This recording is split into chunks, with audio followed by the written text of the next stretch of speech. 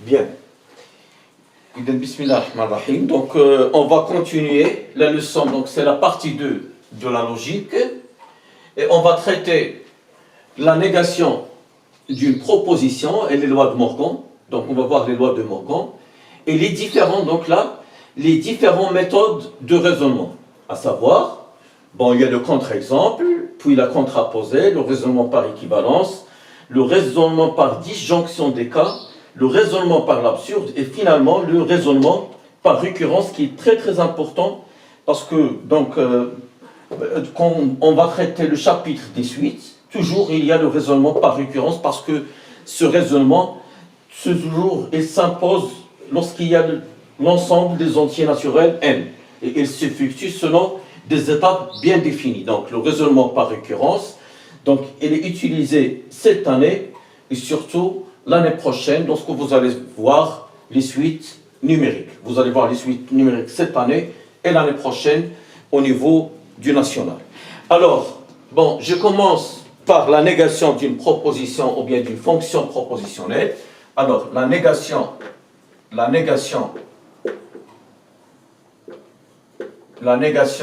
d'une proposition. Comment nier une proposition, sachant donc la partie 1, qu'on a traité qu'est-ce que ça veut dire une proposition. On a dit tout simplement une proposition, c'est quoi? C'est un énoncé mathématique ayant un sens, vrai ou faux. Lorsque je dis 3 plus 4 égale 8, c'est une proposition fausse, parce que 3 plus 4 égale 7. La négation de 3 plus 4 égale 8, c'est 3 plus 4, c'est différent de 8. Donc, je me rappelle très bien qu'on a vu que la négation de égal, c'est différent. De supérieur ou égal, c'est strictement inférieur. La négation de P ou non P. Donc, on peut voir comme ça, ou bien non P. Donc, supérieur strictement, c'est inférieur ou égal. Appartient. Sa négation, ça n'appartient pas. Donc tout ça, on l'a vu dans la première vidéo consacrée à la partie 1 de la logique. Bien. Alors maintenant, donc, on peut avoir une fonction propositionnelle. Donc par exemple, lorsque je dis la négation de quel que soit x, élément de E, on a une proposition P de x. Alors, tout simplement, la négation de celle-là, supposons ceci que c'est une proposition S. Alors, la négation de S, qui est S bar, c'est tout simplement le quantificateur, quel que soit, il existe. Mais, je sauvegarde ceci. La négation de quel que soit, c'est il existe. Il existe X appartient à E et on a non P de X. Donc on a dit que une proposition, c'est un énoncé mathématique ayant un sens vrai. Donc si il est vrai, sa négation est fausse. Et si elle est fausse, sa négation est vraie. Donc si S est vrai, sa négation sera fausse. Si S est fausse, sa négation est vraie. Alors, bon, donc là, la négation de il existe, c'est quel que soit. La négation de la négation, c'est P. En effet, bon, regardez, là, c'est P, là, c'est la négation de P, et là, c'est la négation de la négation de P. Donc, une proposition P, il peut être vrai ou fausse. Donc, si P est vrai, sa négation est fausse. Si P est fausse, sa négation est vraie. Si P, maintenant, si je pose P bar égale Q. Donc, P bar bar, c'est Q bar. Donc, si Q est fausse, non, Q est vrai. D'accord? Et sinon P est vrai, ça veut dire Q est vrai, sa négation est fausse. Ça veut dire P et non P ont la même table de vérité. ou bien ont la même valeur de vérité. Celle-là, c'est la table de vérité. P et non P ont la même valeur de vérité. Bien. Alors, bon, on va donner un exemple. Par exemple, je dis, quel que soit x, bon, soit la proposition P, c'est la proposition suivante. Quel que soit x, donc le quantificateur universel, quel que soit x élément de E, ou bien élément de R, un nombre réel, il existe y appartient à R, tel que x, elle est inférieure ou égale à y. La négation de P, la négation de cette proposition, notez P bar, donc on a dit, on peut utiliser ce symbole, comme on peut utiliser ce symbole, c'est non P. P bar, c'est non P, ils sont équivalents. Donc ça veut dire qu'il y a des ouvrages où vous trouvez P bar et il y a d'autres ouvrages où vous trouvez ce symbole, donc ça se lit non P, ou bien ici c'est la négation de P. Alors, cette négation, donc le quel que soit, il existe. Parce que x appartient à R, il est précédé d'un quantificateur. La négation de quel que soit, c'est il existe. Donc, il existe. X appartient à R. La négation de il existe, c'est quel que soit Y élément de R, X est supérieur strictement à Y. Donc, ici, je vais traiter le contre-exemple, avant de voir les lois de Morgan, donc je vais traiter le contre-exemple pour ceci. Donc, si P est vrai, sa négation est fausse. Et réciproquement, si P est vrai, si non P est vrai, le P sera, la proposition P sera fausse. Alors, ici, donc, regardons un petit peu la proposition P. La proposition P, c'est qu'on a pour tout x élément de R, il existe y appartient à R tel que x inférieur ou égal à y. Donc, lorsque je prends un élément quelconque de R, x appartient à R, est-ce que la question que je pose, est-ce que je peux trouver un élément qui appartient à R qui est supérieur à x? Eh bien, donc je peux bien le trouver, c'est tout simplement x plus 5, ou bien x plus 1. On a quel que soit x appartient à R, x, elle est inférieure ou égale à x plus 1. Donc il suffit, parce qu'il existe au moins. Donc il existe au moins, donc ce y, ce n'est que x plus 1. Donc il existe y appartient à R, le y choisi, donc il est égal à x plus 1. Donc quel que soit x appartient à R, je suis capable de trouver un nombre réel qui répond à cette inégalité, que x elle est inférieure ou égale à y. Il suffit de prendre x et le y est égal à x plus un nombre positif. Parce que x, elle est toujours, quel que soit x élément de R, x elle est inférieure ou égale à x plus a, avec a appartient à R étoile plus, ou bien R plus, parce que l'inégalité est large. On peut choisir y égale x, parce que x elle est inférieure ou égale à x. D'accord? Mais donc, x plus 1, x plus 5, x plus un nombre positif, en général, x plus a, il répond à la question avec a appartient à R plus. Donc, P est vrai. Donc, nécessairement, sa négation, il va être fausse. Ben, sa négation, elle est fausse. Pourquoi? Parce que, tout simplement, donc, là, il y a l'existence, donc, la proposition, c'est qu'il existe un nombre réel, bien défini, tel que tous les éléments de R, à chaque fois que je prends un nombre réel, ce x qui est fixé, le x qui appartient à R, il est toujours supérieur à n'importe quel nombre. Donc, Donc supposons donc soit X appartient à R. Alors là, il y a le quantificateur, quel que soit, pour tout Y appartient à R. Alors on a soit X élément de R, alors on a X plus 5, il appartient à R. Mais est-ce que X est supérieur strictement à X plus 5? Non. Parce que si je reprends ceci, il est équivalent à X moins X, c'est 0, ça va donner 0, est supérieur strictement à 5, ce qui est impossible. Donc, c'est ça le contre-exemple. Donc, pour démontrer que cette proposition est fausse, voilà le contre-exemple. Voici le contre-exemple. D'accord? Donc là, vous voyez que P est vrai, sa négation est fausse.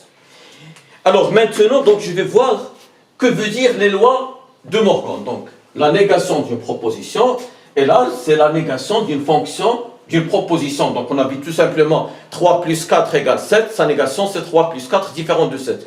3 plus 4 égale 7 est vrai. Sa négation qui est 3 plus 4 est différente de 7 est fausse. 5 supérieur à 3 est vrai. Sa négation, c'est 5 inférieur ou égal à 3 est fausse.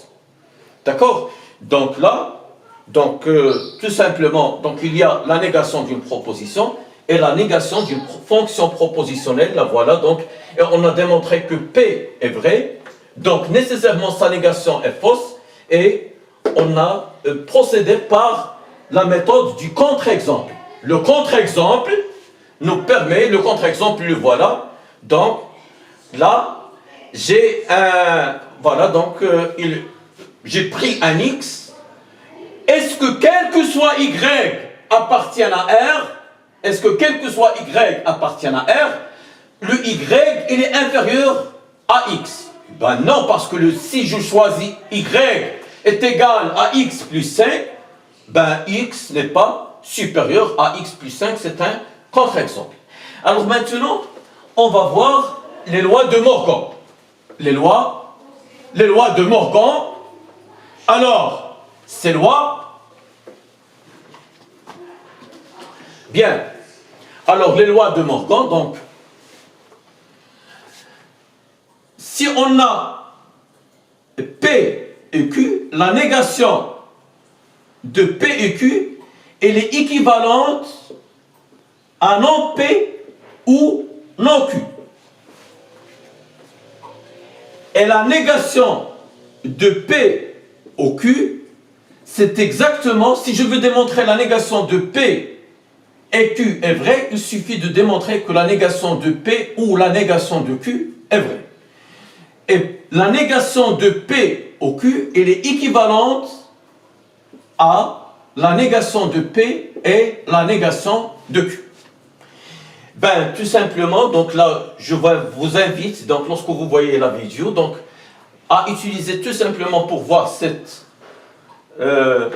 équivalence, c'est tout simplement donc la table de vérité. Sachant que, tout simplement, on a dit que P et Q n'est vrai que si les deux propositions est vraie.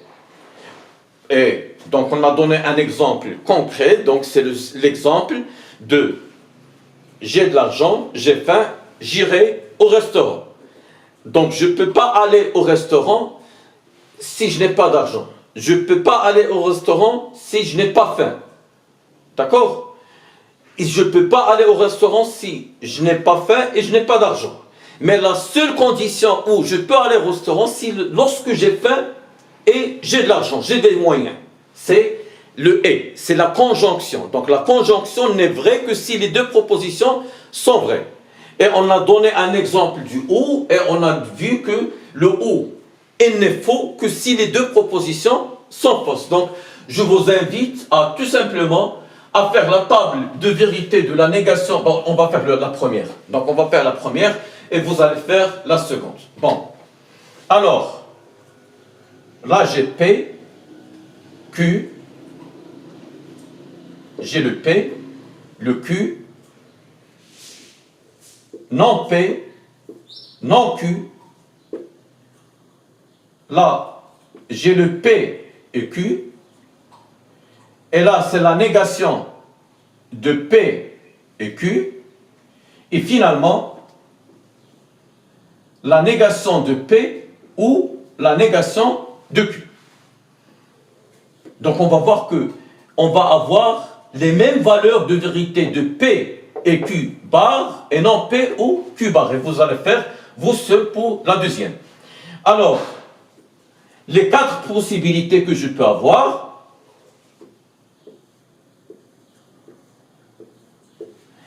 il se peut que les 2 propositions sont vraies. Il se peut que la première est vraie, la deuxième est fausse. Il se peut que la première est fausse et la seconde est vraie. Comme, et la dernière, il se peut que les 2 sont fausses. Donc, si P est vrai, sa négation est fausse. Fausse. Fausse, sa négation est vraie. Vrai. Alors, si Q est vrai, sa négation est fausse. Si Q est fausse, sa négation est vraie. Si Q est vrai, sa négation est fausse. Et finalement, si Q est fausse, sa négation est vraie. Donc, d'abord, le P et Q n'est vrai que si, d'après la première vidéo, que si les 2 propriétés sont vraies. Donc, ils sont vrais uniquement dans la première ligne. Donc ici, je vais mentionner, là, c'est vrai. Donc ici, vrai, mais le reste, c'est faux, faux et faux. Maintenant, la négation d'une proposition. Donc on a dit que si P est vrai, sa négation est fausse. Et si P est fausse, sa négation est vraie. Et du coup, je vais mentionner ceci en vert avec une autre couleur. Donc pour la comparer à celle-là, donc si P est vrai, cela c'est une proposition S. Et là c'est S bar. Si S est vrai, sa négation est fausse. Fausse, vrai, vrai, vrai. Maintenant, quand est-ce que P ou Q est vrai? Ben si seulement si l'une des propositions est vraie. Autrement dit, quand est-ce qu'il est fausse? Si les 2 propositions sont fausses. Donc, je regarde, là, dans la première ligne, P bar et Q bar sont fausses. Donc, je vais avoir F. Donc, l'une est vraie, donc je vais avoir vrai, vrai, vrai. Donc, P et Q bar et non P ou Q bar, les 2 ont la même valeur de vérité, ça veut dire d'après les lois de Morgan. Donc la négation de P et Q, on a démontré la première, la négation de P et Q, elle est équivalente à la négation de P ou la négation de Q. Et de même, donc on peut démontrer facilement que la négation de P au Q, elle est équivalente à la négation de P et la négation de Q. Bien. Alors, donc, les lois de Morgan, le contre-exemple, on l'a vu. Maintenant, on va voir le raisonnement par la contraposée. La contraposée, alors,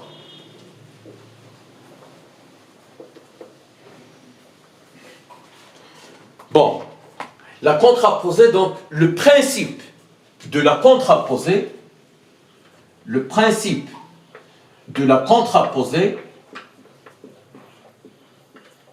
est le suivant. Donc, pour démontrer P implique Q, il est équivalent à démontrer que la négation de Q implique la négation de P. Bon, je donne un exemple. Par exemple, une condition nécessaire pour que x plus 1 égale 0, ceci implique que forcément, il faut que x égale moins 1. Ok? Donc, pour que le x plus 1 égale 0, il faut nécessairement que x égale moins 1. Celle-là, c'est P. Et celle-là, c'est Q. Alors, P implique Q. Donc, On a, bien sûr, donc si je pose x égale moins 1, donc il répond à la question. Donc ceci est vrai. Donc ceci, il est équivalent à la négation de Q implique la négation de P. Mais c'est quoi la négation de Q? La négation de Q, c'est la négation de égal, c'est différent. Parce qu'on n'a pas un quantificateur. A égale P, sa négation c'est A différent de P. Donc, du moment où X est différent de moins 1, ceci implique que X plus 1 est différent de 0. Donc, du moment où X est différent de moins 1, X plus 1 est différent de 0. Voilà. Donc, x différent de moins 1 implique x plus 1, il est différent de 0, bien sûr, parce que x plus 1 n'est égal à 0 que si x égale moins 1. Donc, vous voyez que P implique Q, il est équivalent à la négation. Parfois, j'ai une situation que je n'arrive pas à démontrer que P implique Q. D'accord? P implique Q, donc j'utilise la négation de Q implique la négation de P. Bon, lorsqu'on va traiter la partie des exercices, on va tout simplement, traiter des exemples, des exemples et des exercices d'application. Et puis, après qu'on termine la leçon, on va faire des exercices, une ou bien deux séances, des exercices de synthèse, d'accord, de la leçon de la logique tout entière. Bien, donc ça c'est la contraposée, mais quand même je vais chercher un exemple qu'on va faire maintenant. Donc on a dit tout simplement donc la contraposée, c'est lorsque on a P implique Q, l'équivalent à non Q implique non P. On a donné un exemple. Maintenant on va faire une petite application. Alors, une petite application. Bien. Alors, montrer que XY est différent de 1. D'accord? XY est différent de 1. Voilà donc une petite application, ou bien un exemple. XY est différent de 1 et XY et X différent de Y plutôt, et X différent, il y a le et ici. Donc il faut. Donc on utilise sa négation. Donc d'après les lois de Morgan, la négation de et c'est où? Alors je vais effacer ceci. Alors, XY différent de 1 et X différent de Y, ceci implique que X sur X carré plus X plus 1 est différent de Y sur Y carré plus Y plus 1. On va essayer de démontrer cette implication. P implique Q. Mais vous voyez que x, y différent de 1 et x différent de y. Donc il faut démontrer que x sur x carré plus x plus 1 est différent de y sur y carré plus y plus 1. Et bien là, donc, tout simplement, donc, je vais utiliser la méthode de la contraposée. Quand est-ce que j'utilise la contraposée? Lorsque l'implication, c'est pas tellement évident. P, l'implication n'est pas tellement évidente. Donc P implique Q. Donc il est équivalent à la négation de Q implique la négation de P. On peut même vérifier ceci au niveau de la table de vérité. Bien. Donc, la question est la suivante. Donc, en même temps, c'est une application des lois de Morgan. Alors,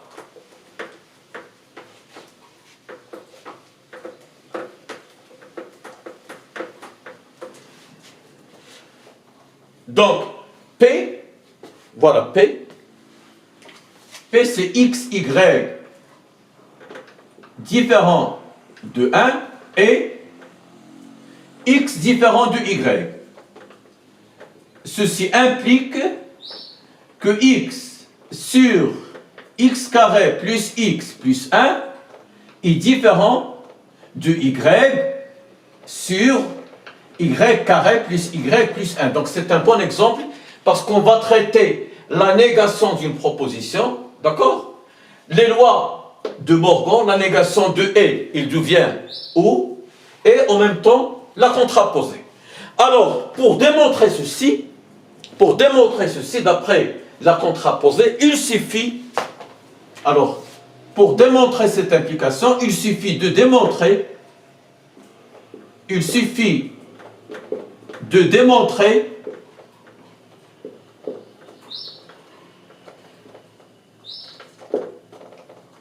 que, alors, la négation de différent, il n'y a pas de quantificateur, la négation de différent, c'est égal. Donc, non Q implique non P. Voici le Q. Et voici le P. Donc, non Q, ça veut dire, il suffit de démontrer que 2 points x sur x carré plus x plus 1, lorsqu'il est égal, parce que la négation de différence est égale, lorsqu'il est égal à y sur y carré plus y plus 1, ceci implique que xy égale 1, la négation de P, d'après les lois de Morgan, la négation de P et Q, c'est la négation de P ou la négation de Q. On doit vérifier au niveau de la table de vérité. On a dit que la négation de P et Q a la même valeur de vérité que la négation de P ou la négation de Q. Donc, on a ici, on veut faire la négation de P et Q, c'est tout simplement la négation de P, ça veut dire, quelle est la négation de différence? C'est Y. Et le et, il devient O, X égale Y. Ou X égale Y. Donc si j'arrive à démontrer ceci avec un enchaînement logique, d'accord? Donc un enchaînement logique, je pars de X sur X carré plus X plus 1 égale à Y sur Y carré plus Y plus 1. Et j'arrive à ceci, donc j'ai démontré ceci d'après la contraposée. Alors, on n'a pas encore démontré ceci. Alors, on a. Donc, pour démontrer que P, donc on a dit, si on a P implique, on a Q. Donc, si on a ceci, on doit arriver à ce résultat. Alors, on a X. D'abord, avant de continuer, on est sûr que X carré plus X plus 1 est différent de 0. Et la même chose, Y carré plus Y plus 1 est différent de 0. Parce que tout simplement, pourquoi le X carré plus X plus 1 est différent de 0? Parce que son discriminant delta est négatif, donc il a le signe de A. Parce que delta, il est égal P carré, c'est 1 au carré, moins 4AC, moins 4 fois 1 qui est égal à moins 3. Delta égale moins 3, donc le signe de X carré plus X plus 1 et le signe de A qui est égal à 1, donc ceci, il est strictement positif, il ne s'annule jamais, il est strictement positif, quel que soit X élément de R. Donc vous pouvez vous amuser à donner à X n'importe quelle valeur et vous trouvez que X carré plus X plus 1 est toujours strictement positif. Bien, alors on a X sur X carré plus X plus 1 égale Y sur Y carré plus Y plus 1. Ceci implique, donc vous avez vu même au primaire, que lorsqu'on a A sur B égale C sur D, que le produit des extrêmes égale le produit des moyens. Ça veut dire A fois D égale B fois C.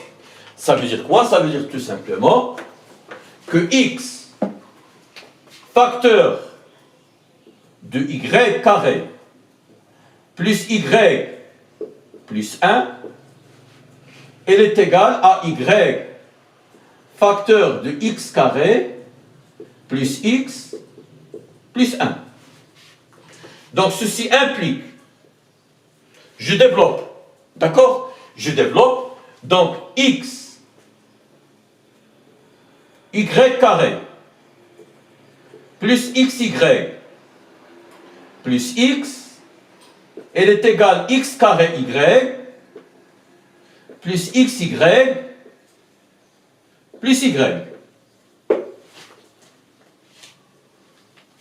Donc, je vais mettre ce terme ici au premier terme, donc le x carré y il devient moins x carré y, le plus, donc il devient moins, et là, je vais trouver 0. Donc, ceci implique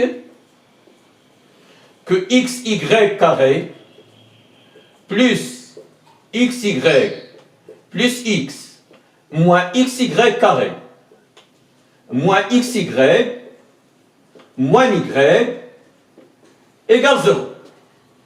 Donc déjà je vois deux éléments qui sont opposés, qui sont xy et moins xy.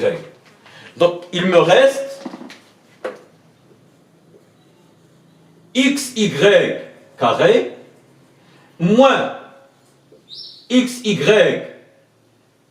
alors là donc xy carré moins x carré, pardon ici c'est x carré y, moins x carré y plus x moins y égale 0.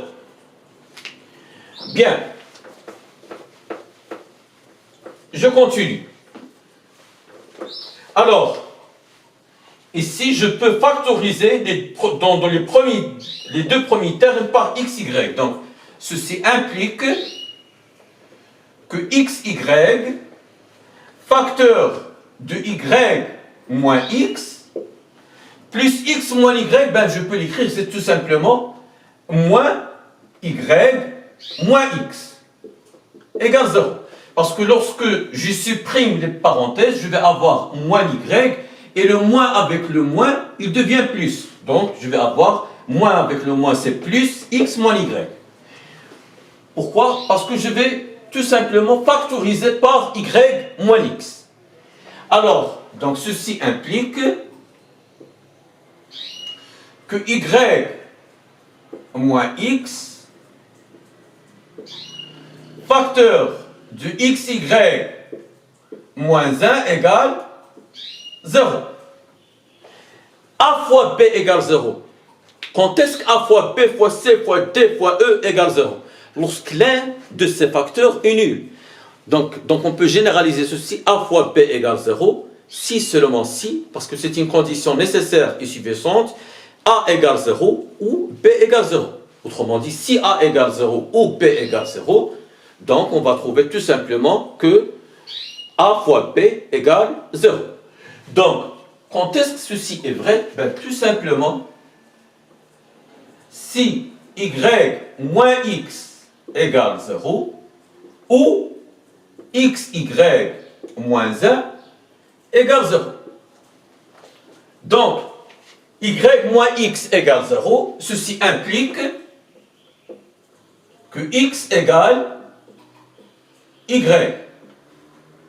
Y égale x, la symétrie de la relation égale, parce que si x égale y, y égale x. Ou xy égale 1. Ben, c'est ce qu'on veut. xy égale 1 ou x égale y. Donc on est allé de la négation de q et on est arrivé à la négation de p. Donc d'après le principe du raisonnement de la contraposée, donc on a démontré que si x, y est différent de 1 et x différent de y, alors le rapport x sur x carré plus x plus 1 est différent de y sur y carré plus y plus 1. Donc je reviens à la question demandée. Parce que là, donc, on a démontré tout simplement que l'en Q égale implique l'en P plutôt. L'en Q implique l'en P. Mais la conclusion, que je dois la mentionner, pardon, la conclusion, je reviens à ce que je veux démontrer, c'est tout simplement xy différent de 1 et x différent de y, ceci implique que x sur x carré plus x plus 1 est différent de y sur y carré plus y plus 1, d'où le résultat. Voilà. Bon, ça, c'est ce qui concerne la contraposée. Maintenant, on va traiter donc le raisonnement par équivalence. Bon, le raisonnement par équivalence,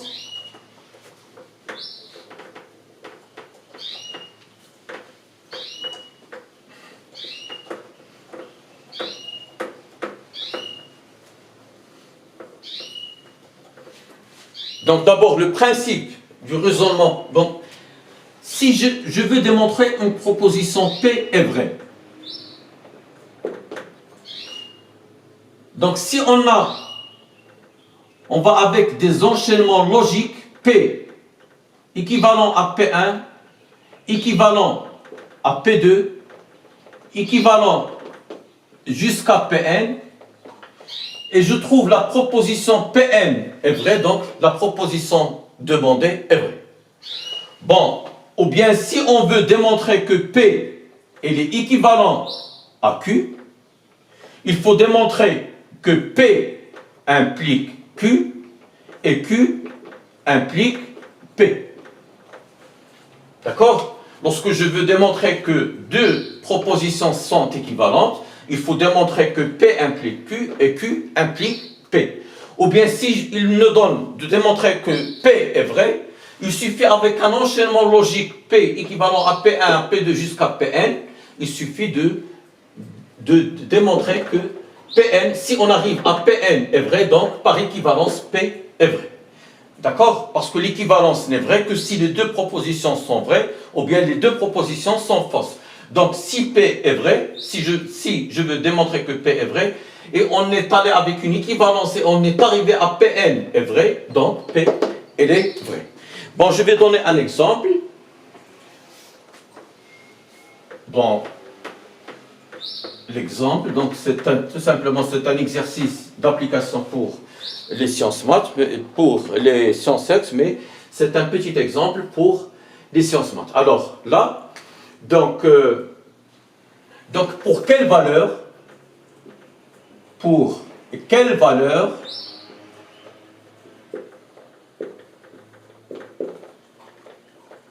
de x, ou bien déterminer les valeurs de x et y, on a,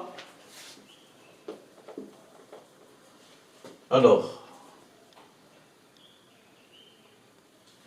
voilà, la racine de x moins 1 plus 2, la racine de y moins 2 égale x, bien y moins 4, elle est égale à x plus y sur 2. La question, donc, elle est claire. Pour quelle valeur de x et y, on a cette égalité? Pour quelle valeur de x, le réel, x et y, on a cette égalité? Bien. Donc, alors faites attention. D'abord, quand est-ce que cette écriture a un sens? L'écriture proposée ici, quand est-ce qu'elle a un sens? Est-ce qu'on est d'accord que ceci a un sens lorsque ce qui est à l'intérieur du radical est supérieur ou égal à 0? Donc je vais l'appeler la relation étoile. Alors, la relation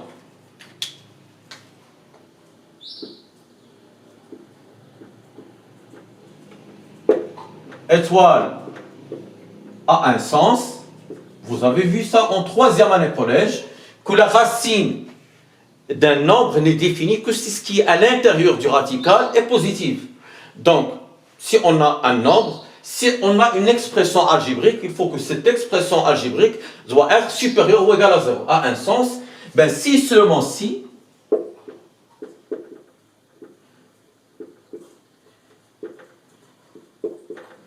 c'est équivalent, d'accord? C'est équivalent. Si seulement si x moins 1 est supérieur ou égal à 0 et le y moins 4 est supérieur ou égal à 0. Ça veut dire donc si seulement si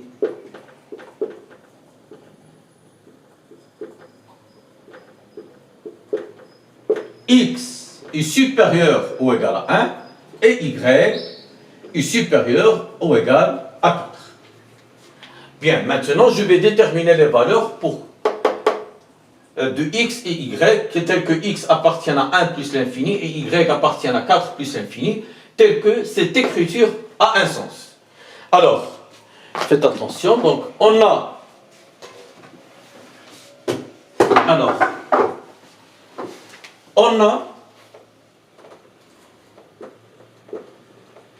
racine de x moins 1 plus 2 racine de y moins 4, elle est égale à x plus y sur 2. Il est équivalent, voilà, vous voyez, il est équivalent à dire, donc je vais multiplier ici par 2, donc ça va donner 2 racine de x moins 1, 2 fois 2 ça fait 4, plus 4 racine de y moins 4 égale x plus y. Donc je vais mettre ce terme ici, donc je vais avoir, il est équivalent à x plus y moins 2 racines de x moins 1 moins 4 racines de y moins 4 égale 0. D'accord? Bien, donc ceci il est équivalent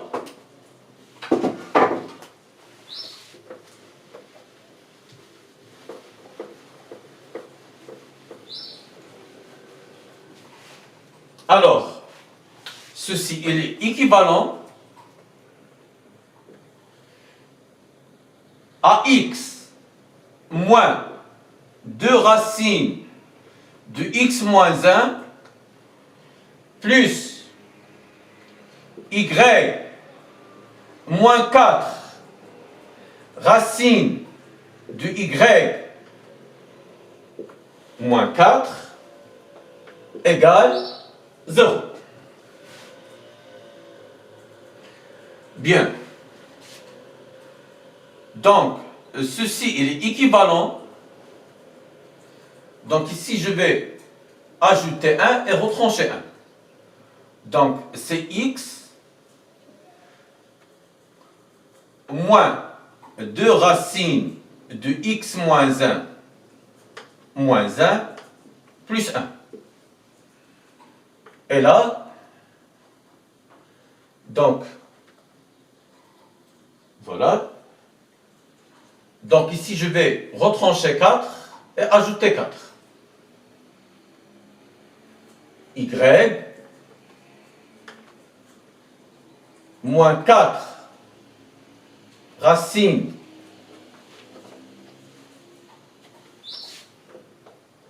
de y moins 4 plus 4 égale 0. Donc il est équivalent. Alors, on sait que donc si on a une somme ou bien donc l'ordre n'intervient pas à condition de prendre le terme avec le signe qui lui précède. Donc ceci il est égal tout simplement à x moins 1 moins 2 racines de x moins 1 plus 1. plus, alors y moins 4, moins 4 racine de y moins 4 plus 4 égale 0. Or, on a dit que ceci n'est défini que x si x est supérieur ou égal à 1. Donc, je peux mettre x moins 1, ce n'est que la racine de x moins 1, le tout au carré. Donc, ceci, il est équivalent à la racine de x moins 1 au carré moins 2 racine de x moins 1 plus 1. La même chose ici, plus. Donc, pour ne pas confondre avec la valeur absolue.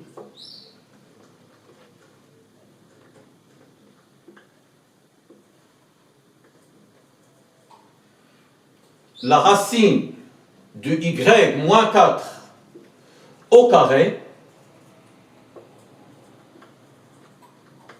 Et 4, ce n'est que 2 fois 2. D'accord? 2 fois 2 racine de y moins 4. Donc le 1 qui est ici, donc c'est 1 au carré. 1 à la puissance n, il est égal à 1. C'est le 1 au carré. Donc ici c'est moins 4 racine de y moins 4. Mais le 2, le 4, ce n'est que 2 au carré. Égale 0. Alors, ceci, il est équivalent. Ceci, il est équivalent. Alors, a carré moins 2ab plus b carré. Parce que le a, c'est la racine du x moins 1. Et le b, c'est 1. Donc, on a a carré moins 2ab plus b au carré. Des identités remarquables. Donc, je fais un petit rappel. On a soit le carré d'une somme, le carré d'une différence, ou bien la différence de deux carrés. Autrement dit, a plus b au carré, il est égal à a carré plus 2ab plus b carré. A moins b au carré, bon ça vous l'avez vu en première année collège, dans le calcul littéral. D'accord? Donc vous l'avez vu, donc vous l'avez répété en deuxième année collège, et puis en troisième année collège, et en tronc commun, vous avez ajouté les identités remarquables d'ordre 3. Ça veut dire a plus b au cube, a moins b au cube, etc. D'accord? Donc tout simplement, donc c'est une information qui doit être acquise en fait. Donc a carré moins 2ab plus b carré, c'est a moins b le tout au carré. Donc ceci, ce n'est que la racine de x moins 1, le tout au carré, plus la racine de y moins 4, moins 2, le tout au carré égale 0. Alors, donc on va voir que a carré plus b carré égale 0, il est équivalent à a, parce que on va voir ici, donc après, a carré plus b carré, vous admettez maintenant ce résultat, mais on va le démontrer. A carré plus b carré égale 0, il est équivalent à a égale b égale 0. On peut même démontrer donc ceci, donc, mais après, on peut le démontrer par l'absurde, on peut le démontrer par les équivalences, donc c'est donc tout simple, c'est très simple. Alors, donc, un terme positif plus un terme positif égale 0, ça veut dire tout simplement le seul terme au carré plus un autre terme au carré égale 0, c'est seulement si les deux termes sont égaux à 0. Donc ceci veut dire que il est équivalent à dire que la racine de x moins 1 égale 0 et la conjonction est la racine de y moins 4 moins 2 égale 0. Donc voici la relation étoile. Parce que donc je vais la sauvegarder parce qu'on va vérifier est-ce qu'il répond à la question, les résultats que je vais trouver. Alors,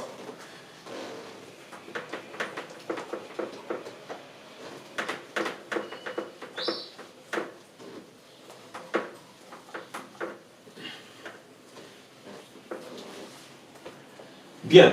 Alors, la racine de x moins 1 égale 0 et la racine de y moins 4 moins 2 égale 0. Donc, ceci, il est équivalent à la racine de x moins 1 égale 1 et la racine de y moins 4 égale 2. Ce qui est équivalent, donc je lève au carré, je trouve ici x moins 1 égale 1 et je lève ici au carré, je trouve y moins 4 égale 2 au carré égale 4. Donc il est équivalent à x moins, donc le x égale 2 et y égale 8. Donc 2, donc il est bien supérieur à 1 et 8 il est supérieur à 4. Maintenant je vais remplacer pour, tout simplement, il faut remplacer toujours pour vérifier, toujours. Donc il faut utiliser donc une feuille de brouillon. Après, je passe à la copie. Cette culture, elle doit être acquise au niveau pour avoir une bonne rédaction et pour mieux, dès maintenant, vous préparer au national du bac 2, Inch'Allah. Bien. Alors là, donc, pour x égale 2, donc je vais avoir, est-ce que la racine de 2 moins 1 plus, alors, y égale 8, donc je vais avoir 2, la racine de 8 moins 4, alors, ceci il est égal tout simplement, la racine de 2 moins 1 c'est 1, donc je vais avoir 1, et là, 8 moins 4, la racine de 4 c'est 2, ok? 8 moins 4, ça fait racine de 4, et la racine de 4 c'est 2, 2 fois 2 ça fait 4. Donc ceci il est égal à 5. Est-ce qu'elle est égale à x?